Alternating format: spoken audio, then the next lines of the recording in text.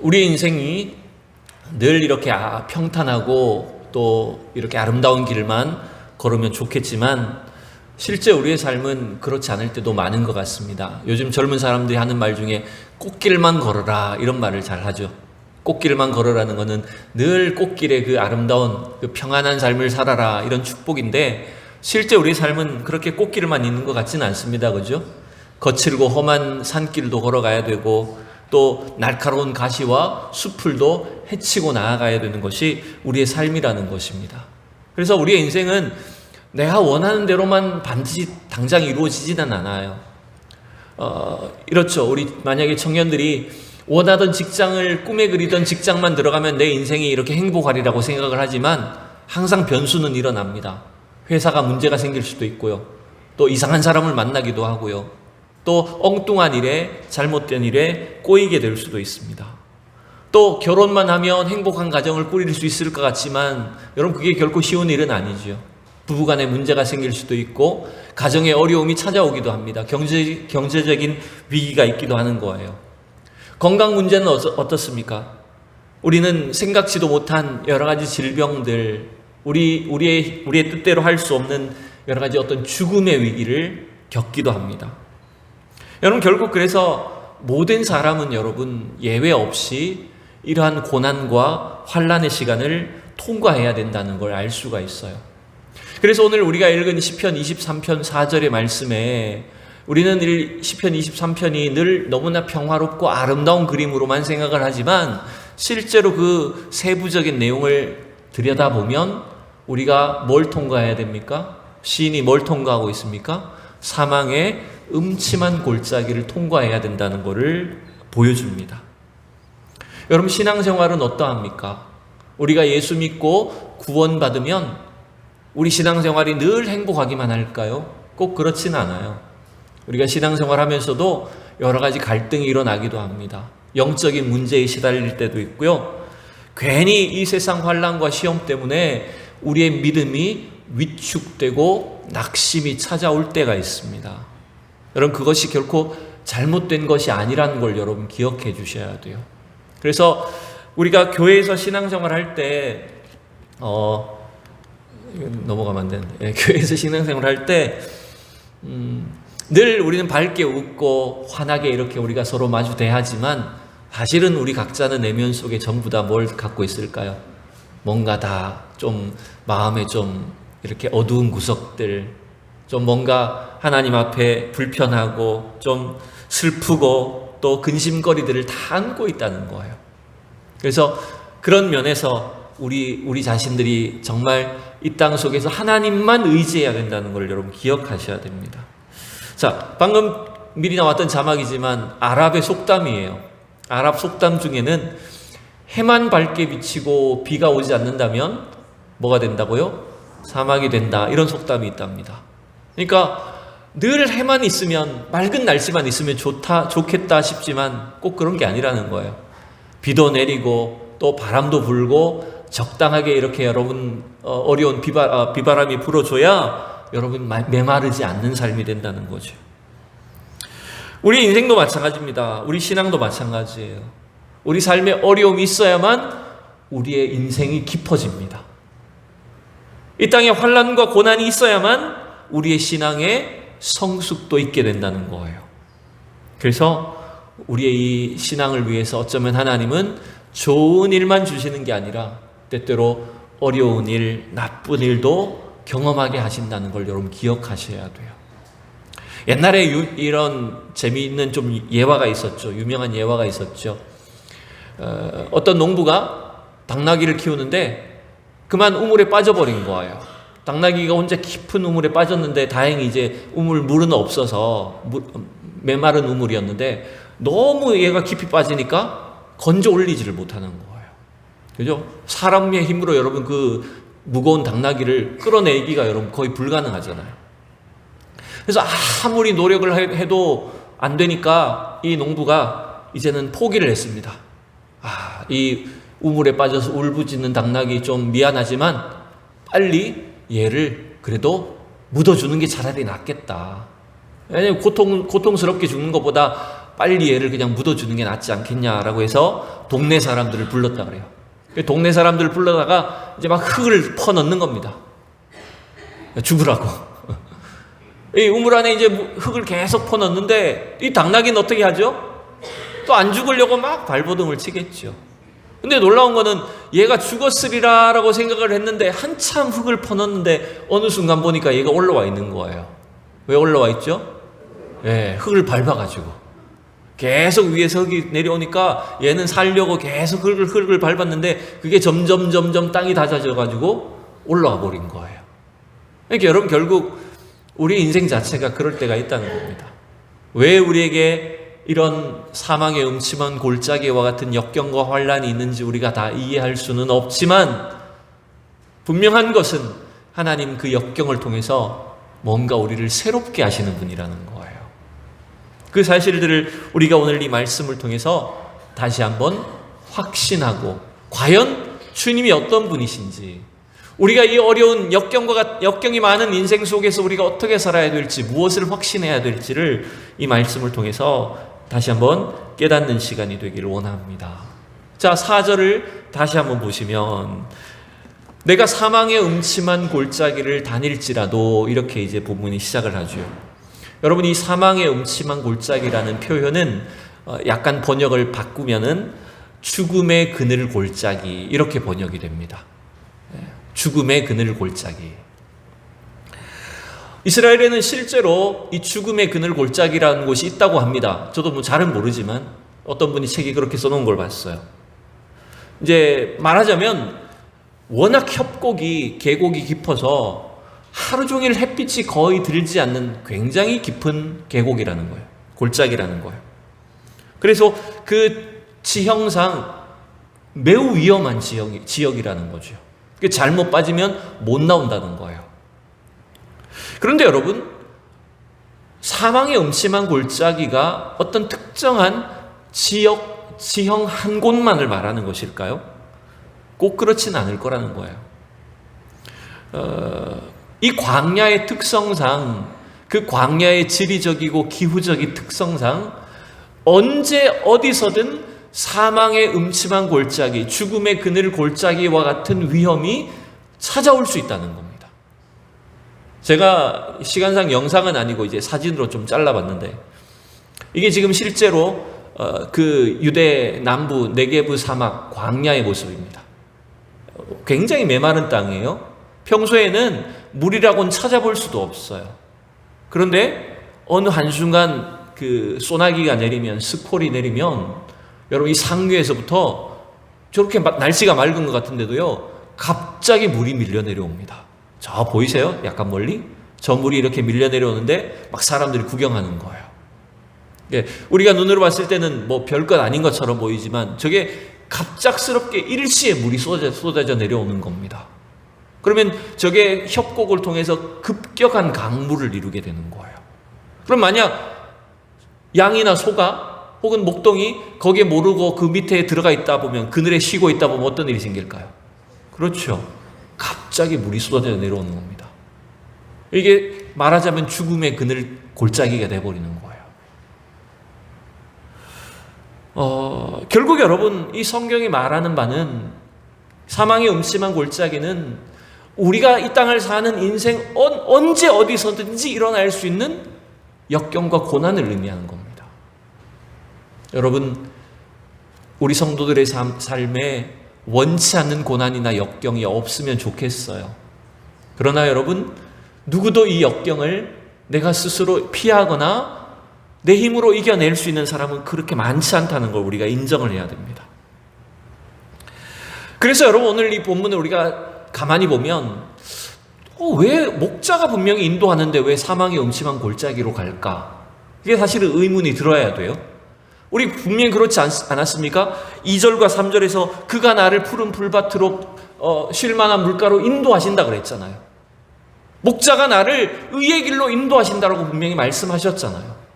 그런데 왜 4절에는 사망의 음침한 골짜기를 통과해야 될까요? 여러분, 우리가 때때로 그래서 이런 고난이 있을 때, 역경이 있을 때 의심이 들 수도 있습니다. 과연 하나님이 살아계신 것이 맞을까? 왜 이런 고난과 환난을 나에게 주실까? 그러나 여러분, 우리가 분명히 기억해야 됩니다. 다윗이 시편 23편에서 분명히 그가 고백하고 있는 것처럼 이런 갑작스러운 역경과 고난이 언제나 올 수 있다는 거예요.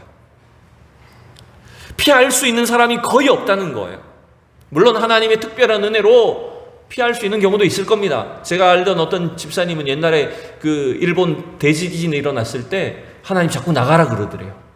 저 후쿠시마에 사시는 분인데 자꾸 며칠 전부터 하나님이 자꾸 나가라 그러시더래요. 어딜 가나요, 하나님? 근데 자꾸 나가라고 하니까 순종하는 마음으로 한국으로 왔던 거예요. 근데 그 사이에 대지진이 일어났던 겁니다. 그렇게 하나님이 특별하게 피하게 하실 수도 있습니다. 그러나 여러분, 우리가 모든 역경을 다 피할 수는 없다는 거예요. 중요한 것은 이런 사망의 음침한 골짜기와 또 우리가 원치 않는 피할 수 없는 역경이 절대로 그 자체가 끝이 아니란 걸 여러분 기억하셔야 된다는 겁니다. 위태로울 수는 있지만, 위험할 수 있지만 그 자체가 끝이 아니다, 목적이 아니라는 걸 여러분 기억하셔야 돼요. 그럼 목자의 의도는 뭘까요? 왜 선한 목자이신 우리 주님은 양떼들을, 우리들을 사망의 음침한 골짜기로 몰아가실까요? 왜 우리를 사망의 음침한 골짜기로 통과하게 하실까요? 여러분, 그 이유는 다시 한번 본문, 넘어갔네요. 오늘 좀 이게 좀 제가 자막을 좀 제대로 잘 못했네요. 자, 분명히 여러분 사망의 음침한 골짜기 자체가 목적이 아니죠? 죽으라고 몰아넣어진 것이 아니죠? 어디로 데려가시는 걸까요? 결국 여러분 과정이라는 겁니다. 그 사망의 음침한 골짜기는 우리가 원치 않는 역경과 고난은 과정이라는 거예요. 하나님이 우리를 인도하시는 과정 속에 일어날 수 있는 일이라는 걸 여러분 기억하셔야 됩니다. 왜? 더 좋은 풀을, 더 좋은 장소로 우리를 인도하시기 위함이라는 거예요. 그래서 우리 성도들은 이해할 수 없는 역경이 있을 때, 고난과 환난이 있을 때 이런 마음을 먹으셔야 된다고 말합니다. 베드로전서 1장에 보니까요. 그러므로 너희가 이제 여러 가지 시험을 당함으로 말미암아 잠깐 근심하게 되지 않을 수 없으나 오히려 크게 기뻐하는도다. 여러분 7절을 같이 읽어봅시다. 시작. 너희 믿음의 확실함은 불로 연단하여도 없어질 금보다 더 귀하여 예수 그리스도께서 나타나실 때에 칭찬과 영광과 존귀를 얻게 할 것이니라. 다시 한번 6절을 보면 여러분, 이 고난, 시험, 환난으로 말미암아서 어떻게 근심한다고요? 잠깐 근심한다고 표현합니다. 그 말은 고난과 근심 자체가 끝이 아닙니다, 여러분. 역경 자체가 끝난 것이 아니라는 거예요. 그게 우리의 인생의 마지막이 아니라는 겁니다. 하나님 그걸 과정으로 이용하셔서 뭘 이루게 하십니까? 우리 역경과 고난을 겪는 우리 성도들의 삶을 통해서 뭘 이루게 하실까요? 7절에 보니까 우리의 믿음을 더 확실하게 하시는 거예요. 우리의 믿음을 연단하시는 거예요. 그래서 우리 주님 앞에 섰을 때에 칭찬과 영광과 존귀를 얻게 하시고자 하는 하나님의 분명한 계획이 있으시다는 사실을 우리가 믿어야 된다는 것입니다. 따라서 이 세상 사는 동안 언제든지 우리 삶에는 여러분 역경이 있을 수 있는데 하나님은 그 역경을 통해서 우리의 믿음을 세워가시는 것입니다. 우리를 건강한 믿음이 되게 하시는 겁니다, 여러분. 여러분, 우리의 이 건강한 믿음은요, 그래서 성공과 승리를 위해 통해서 얻어지는 게 아닙니다. 사실은 고난을 통해서 이루어지는 겁니다. 역경과 고난을 통해서 우리의 믿음이 성숙하는 거예요. 그러니 여러분, 잘못된 확신이나 오해에 빠지지 마셔야 됩니다. 그 뭐냐면 이런 거예요. 나는 절대로 고난이나 환난이 없을 거야 라고 생각하는 거. 그런 사람은 없습니다. 그죠? 소망은 그렇지만 또 반대로 고난과 환난이 있다고 해서 너무 낙심해 버리는 거예요. 내 인생은 끝이야. 틀렸어. 이렇게 양쪽 극단으로 반응하는 것 자체가 여러분 이건 잘못된 겁니다. 자, 오늘 저는 하나님께서 우리에게 그럼 뭘 알기를 원하실까요?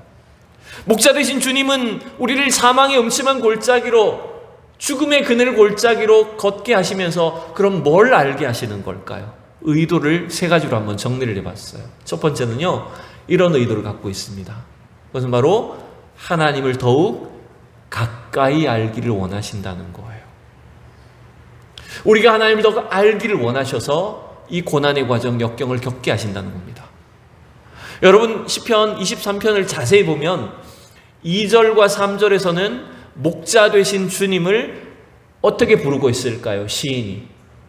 양으로서 다윗이 목자를 뭐라고 부르고 있을까요? 어떤 대명사를 사용하고 있을까요? 지금 자막은 없어도 여러분 성경에 보시면 2절, 3절, 2절에 보면 특별히 2절에 목자를 뭐라고 시작을 해요? 그가 나를 이렇게 시작하죠. 그가로 시작을 했어요. 그는 말하자면 3인칭입니다. 1인칭은 나고 2인칭은 너고 3인칭은 그녀잖아요. 그러니 목자 되신 주님을 그라고 부르고 있어요. 그분이라고 부르고 있는 거예요. 그런데 오늘 우리 본문인 4절에는요, 이게 바뀝니다. 3인칭 그에서 4절에는 우리 성경은 주께로서 번역했지만 원래 히브리어 성경에는 당신으로 되어 있어요. 3인칭에서 2인칭이 되어버립니다. 4절과 5절에 그래서 우리말 성경은 당신인데 원래는 당신이에요. 근데 주께서로 다 번역을 해요. 이게 우리 정서에는 하나님을 당신이라고 하면 이게 싸가지 없어, 버릇 없어요. 싸가지란 말보다 버릇 없어 보이잖아요. 그죠? 그러니 그렇게 번역을 하지 않는 거예요. 가능하면 좀 존중하는 의미의 주께서 번역을 했지만 실제 히브리어 원어에서는요, 당신이에요. 여러분, 이게 결국 무슨 말일까요? 그분이라고 할 때는 어떤 느낌입니까? 그분이 목자야. 이건 어떤 거리가 어때요? 좀 멀어요. 나하고 거리가 멀리 계셔요. 저분이 목자인가 봐. 그분이 알아서 하시겠지. 약간 이런 좀 거리감이 있다면, 이제 이 역경과 고난을 통해서, 사망의 음침한 골짜기를 통해서 주님이 어떻게 된 겁니까? 이제는 당신이 되는 거예요. 나의 주님이 되는, 나의 목자가 되는 거예요. 당신이 진짜 우리를 인도하시는 것을 믿습니다. 여러분, 그래서 여러분, 이게 결코 하나님을 당신이라고 표현하는 게 불경스러운 표현이 아니라 정말 나의 구주가 되시고 나의 인도자가 되시는, 여러분, 그렇게 하나님을 가까이 아셔야 된다는 거예요. 그게 우리가 이 사망의 음침한 골짜기로 통과하게 하시는 이유라는 것입니다. 두 번째, 이 목자의 의도는 뭔지 압니까? 아까도 말씀드렸지만 이 고난을 통해서, 역경을 통해서 어떻게 하시는 것일까요? 우리의 믿음을 성장하고 성숙하게 하시는 거예요. 주님의 의도는 그겁니다. 하나님, 우리의 믿음이 성장하고 성숙하기를 원하시는 거예요. 여러분, 우리가 신앙생활 한다고 해서, 예수 믿는다고 해서 여러분 우리의 믿음이 그냥 그대로 더 이상 자라지 않아도 되는 것입니까? 다 성숙한 것입니까? 그런 사람 아무도 없습니다. 아무리 오랫동안 신앙생활을 하고 신학 박사가 되어도 여러분 하나님 앞에 우리의 믿음이 멈추어도 된다는 사람은 아무도 없어요. 하나님은 우리 성도들을 택하시고 부르실 뿐만 아니라 때때로 우리가 원치 않는 이 고난과 역경을 통과하게 하심으로 하나님을 닮아가기를 원하십니다. 여러분, 우리 신앙생활의 목표는 주님을 닮는 것입니다. 그런데 여러분, 주님을 닮는다는 건 어떤 걸로 의미할까요? 그냥 늘 능력 많으시고 인격적이시고 고상하시기만 한 주님을 닮은 것일까요? 아닙니다. 주님이 겪으신 고난도 우리가 겪어야 된다는 거예요. 여러분, 믿음 생활하고 신앙생활 하면서 때때로 억울하고 모욕적이고 원치 않는 문제 겪을 때 있지 않습니까? 근데 여러분, 그거 주님이 다 겪으신 겁니다. 여러분 마음에 막 소원하고 막 이렇게 원망이 막 터져 나오는 그런 일들 겪지 않으십니까? 우리 주님 다 겪으신 일입니다. 예수님은 제자에게 버림받으시고 배반당하시고 사람들로부터 외면당하셨습니다. 내가 왜 이걸 겪어야 되지 하지만 사실은 그게 다 주님이 겪으신 일이고 우리는 그걸 따라가야 된다는 거예요. 그게 우리가 주님을 닮는 과정입니다, 여러분.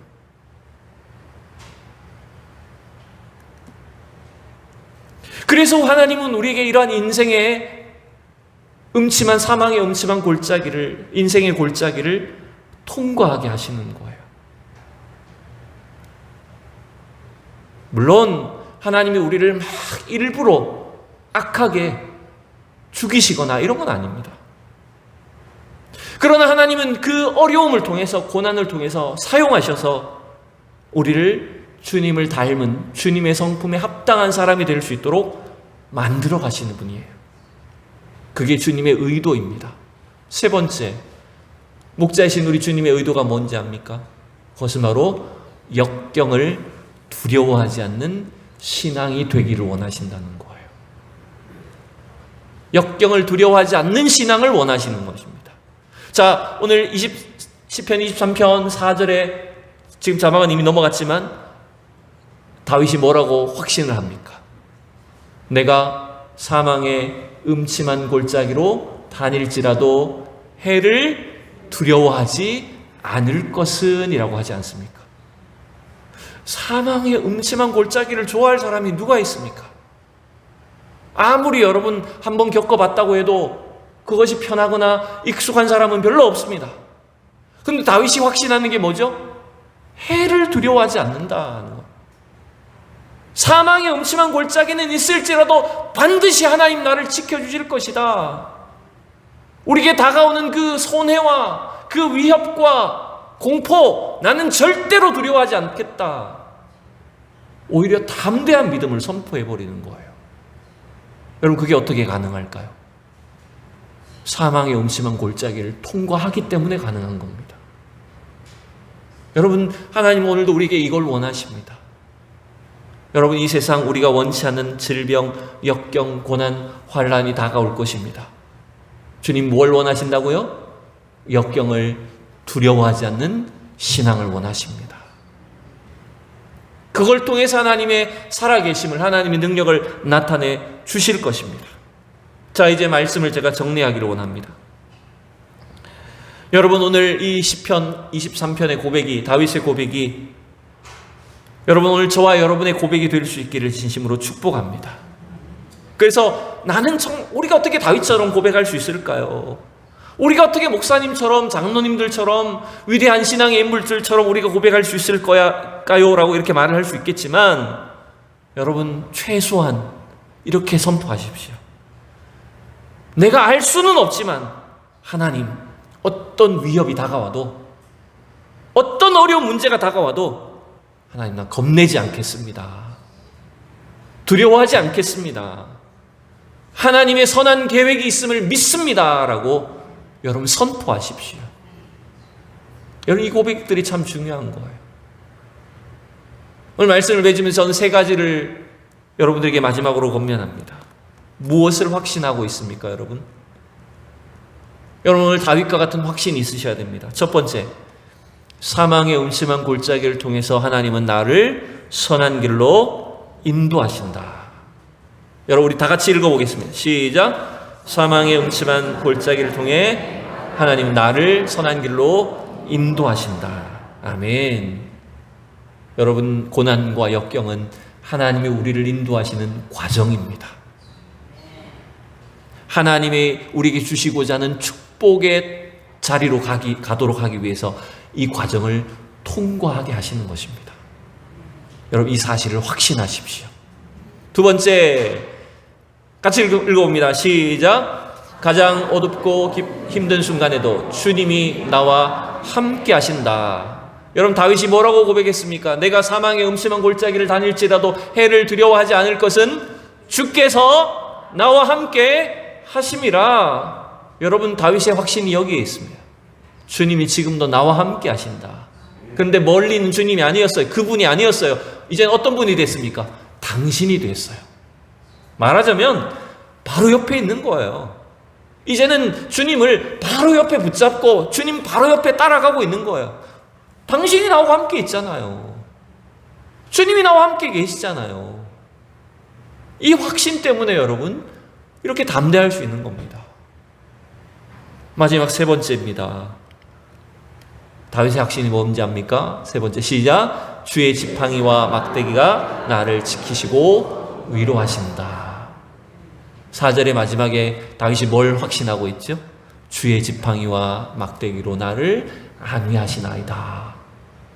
여러분, 이 지팡이와 막대기는 뭐 우리는 잘 모르지만 목동이, 목자가 사용하는 가장 대표적인 두 개의 도구예요. 지팡이는 여러분 길게 생겼답니다. 사람 키보다도 더 긴 지팡이를 이렇게 대부분 이렇게 앞이 구부러진 이렇게 지팡이를 들고 다니고, 또 막대기는 몽둥이처럼 매끈하게 깎아가지고 이렇게 휘두르거나 던질 수 있게 사용한다 그래요. 근데 여러분 이게 뭘 하는 거냐면 양을 돌볼 때나 혹은 맹수들을 처치할 때나 모든 용도에 이 지팡이와 막대기를 사용한다는 거예요. 그래서 지팡이로 양들을 다 체크한대요. 목동들은요. 지팡이로 양 털을 이렇게 헤쳐서 얘가 상태가 어떤지도 다 보고요. 그 다음에 엉뚱한 데 빠져있는 애는 지팡이로 이렇게 갈고리처럼 걸어서 다 건져 올리기도 하고요. 이거 완전히 만능이래요. 그래서 목자들은 3개의 팔이 있다고도 한답니다. 예. 왼팔, 오른팔 하나는 지팡이. 그만큼 이 지팡이를 자기 팔처럼 아주 자유자재로 사용한다 그래요. 또 몽둥이도 마찬가지입니다. 이 몽둥이를요, 이 맹수들을 바로 때려잡는 것도 하지만 저 멀리 맹수가 다가오면 정확하게 날려서 맞춘대요. 다윗이 여러분 물맷돌로 골리앗을 때려잡은 게, 맞춘 게 결코 우연이 아닙니다. 목자들은 굉장히 숙달되어 있어요. 이 도구들을 사용하는데. 결국 이게 뭘 말합니까? 우리의 목자 되신 주님이 우리가 어떤 역경이나 고난이나 맹수나 환난이나 질병 속에 처한다고 할지라도 이렇게 완벽하신 우리 주님은 우리를 가장 정확한 방식으로 건져주시는 줄로 믿습니다. 여러분 이걸 확신하셔야 돼요. 우리 주님은 완벽한 목자이십니다. 하나도 부족함이 없으시고 정확하게 우리를 건져주시고 인도해 주시는 분이십니다. 그러니 여러분 오늘 우리가 인생에서 겪는 이 사망의 음침한 골짜기가 있다라고 할지라도 여러분 목자 되신 주님으로 인하여 담대한 확신을 가질 수 있기를 축복합니다. 그래서 여러분의 인생 가운데 여러분 우리가 살아가는 이 땅에서 모든 삶의 걸음 속에 우리에게 주신 이 확신으로 인하여서 여러분 힘이 넘치고 능력이 넘치는 우리 성도들이 다 될 수 있기를 축원합니다. 기도합니다.